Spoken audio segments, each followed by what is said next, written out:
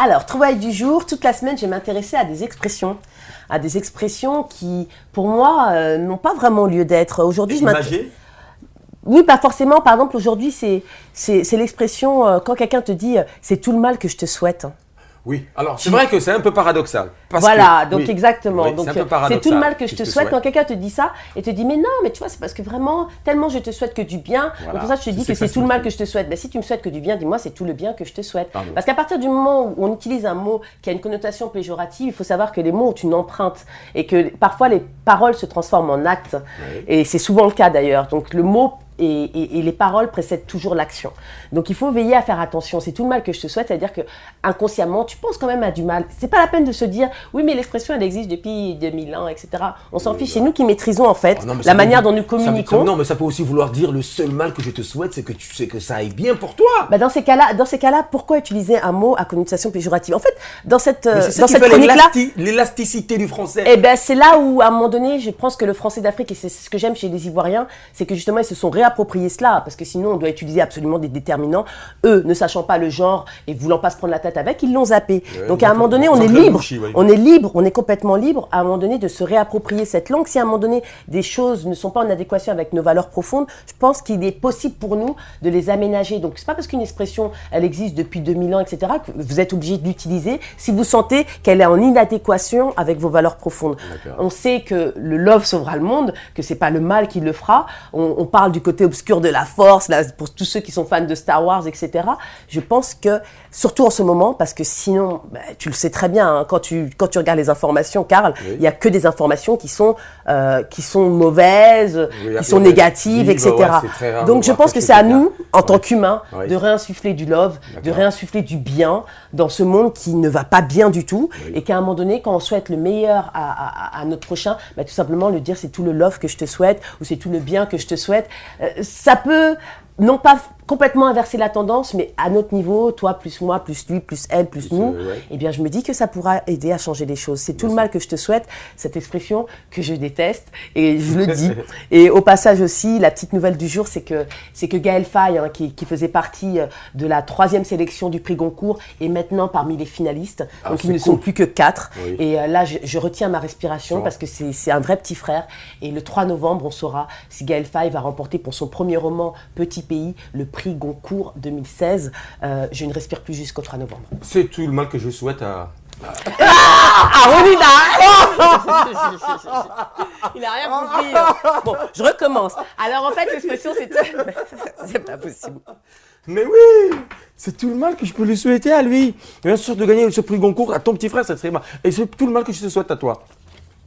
Ok, ça va comme ça? Pour un animal de compagnie, je te trouve bien, hein? Ce serait pas comme ça si t'étais mon chien, hein. Je te le dis, moi. J'ai une bonne raclée, hein. Et puis tu dors dehors, hein. Je te le dis, hein. T'auras pas ta pâtée ce soir. Et puis, ça fait pitié de voir un petit chien, hein. Parce que moi, je suis nul au mien. Moi, j'ai un petit chien qui s'appelle Winner. D'ailleurs, j'espère qu'il nous regarde là-bas. C'est un gagnant, ton chien? Oui, c'est un gagnant. Wow. Enfin, il m'a redonné du tonus dans ma vie. Wow. Oui, sérieusement, c'est mon meilleur ami. Oh. Ouais, c'est mon meilleur ami. Il est ami avec un chien. Oui, il m'écoute énormément, très attentionné, et me montre le véritable amour. Et ça, franchement, je te jure, pour savoir que quand je vais être sûr qu'on m'aime, je vais voir mon chien. Winner, il s'appelle comme ça. Et il te dit si telle personne te veut du bien ou pas? Non, il me dit pas ça, mais je sens l'amour, voilà. Voilà le truc. C'est simple, hein. D'accord. Fait que ça ressemble pas à une histoire d'internet quand même. Oui, c'est pas mal. C'est pas mal. Ouais, je crois que ça doit être intéressant de te voir avec ton chien. Tu dois devenir complètement gaga. gaga. Je pense que s'il y avait une petite caméra à ce moment-là. Voilà, une petite caméra cachée, ce serait trop cool. La famille, est-ce que vous le savez que quand on dit qu'on a une maladie, est-ce que toi tu crois que c'est le corps qui s'exprime à travers ce mal? Bien sûr. C'est-à-dire, bien apprendre à connaître votre corps, c'est-à-dire tout simplement de se dire que maladie peut être traduit par le mal a dit. Oui. C'est-à-dire que le mal s'exprime à travers la maladie. Et par exemple, si vous avez souvent des maux de tête, il faut vous dire que les maux de tête, quand on a souvent un mal à la tête, cela limite la prise de décision, parce que ça vous prend la tête, hein, forcément, le mal de tête. Et il faut savoir que c'est déclenché par trop de stress au quotidien. Donc il faut apprendre à tout simplement se relaxer chaque jour. Et ça veut dire que vous connaissez la décision que vous devez prendre. et vous ne la prenez pas. C'est ce qui vous fait mal à la tête. C'est-à-dire tout simplement, parfois, ne pas arriver à faire des choix peut vous donner mal à la tête. C'est pour ça quand l'expression ça me prend la tête, eh bien, n'a jamais été... Toutes les expressions d'ailleurs qui existent, elles ont un sens aussi derrière. On va le voir avec les autres éléments. Ça me prend la Donc, tête.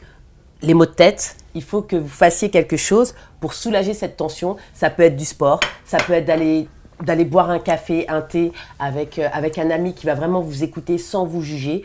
En tout cas, trouver la solution pour épancher cette peine. Donc ça, c'est pour le mal de tête. Maintenant, la douleur dans le cou, ça peut être régulier, surtout pour, je pense à tous nos amis techniciens qui sont là, qui sont toute la journée harnachés avec des machines super lourdes. Des caméras. Donc la tension, elle peut se retrouver au niveau du cou. Et là, c'est un problème en fait de pardon. On a du mal à se pardonner à soi. On est trop rigoriste avec soi-même et trop rigoriste vis-à-vis des autres. Et ça crée une raideur au niveau du cou. Donc là, pareil. Il faut être doux avec soi-même dans un premier temps. À partir du moment où on est plus doux avec soi-même, qu'on se pardonne déjà à soi-même, on pourra plus facilement pardonner aux autres et donc faire un travail sur le pardon, apprendre à dire je suis désolé. Ah ouais. Même quand Même à soi-même. Bah oui, déjà même à soi-même dans un premier temps, parce que si déjà on n'arrive pas à se pardonner soi, on ne pourra jamais pardonner aux autres. Donc déjà, il faut se pardonner soi, d'être un simple humain. Parce que, excusez-moi, tout le monde, il y en a qui se croient enfants bénis, etc. Mais on est tous humains. Tu as dit que j'étais un enfant béni, moi. Oui, d'accord, mais on l'est tous, en fait. Donc, tu as dit que je suis un enfant béni. Donc oui, mais tu es un enfant béni, il est un enfant béni. Quand on a qui est là, MB, Gando, tout le monde est un enfant béni. Donc à partir de là, ça va. Maintenant, une douleur que j'ai eue récemment, donc c'est pour ça que j'ai fait mes recherches dessus, c'est la douleur aux gencives. Douleur aux gencives, c'est une horreur parce que du coup, ça vous empêche même de manger. Oui. Donc vous avez du mal à mâcher, etc. Donc là, c'est lié aux décisions qu'on ne prend pas. Ça veut dire qu'à un moment donné, tu es là, tu rumines. Comme la vache, tu rumines les pensées et ça finit par te faire mal physiquement parce que tu sais la décision que tu dois prendre et tu ne la prends pas. Non, là en l'occurrence, quand tu ne prends pas une décision et que tu la rumines avant de la prendre alors que tu connais la solution, effectivement ça fait mal aux gencives. Ça t'empêche même du coup de tout simplement de te sustenter, de manger. Tout ce que tu bois de chaud ou de froid te fait extrêmement mal parce que les gencives c'est extrêmement sensible. Donc là, il faut être clair dans vos objectifs, il faut tout simplement trancher dans le vif, prendre une décision radicale parce que vous connaissez la solution au final et il faut foncer. Le mal a dit, on va s'intéresser toute la semaine à des mots qui sont liés tout simplement à notre état émotionnel et qui se traduisent par des douleurs. On a vu ces 3 premières douleurs aujourd'hui, on en verra d'autres le reste de la semaine.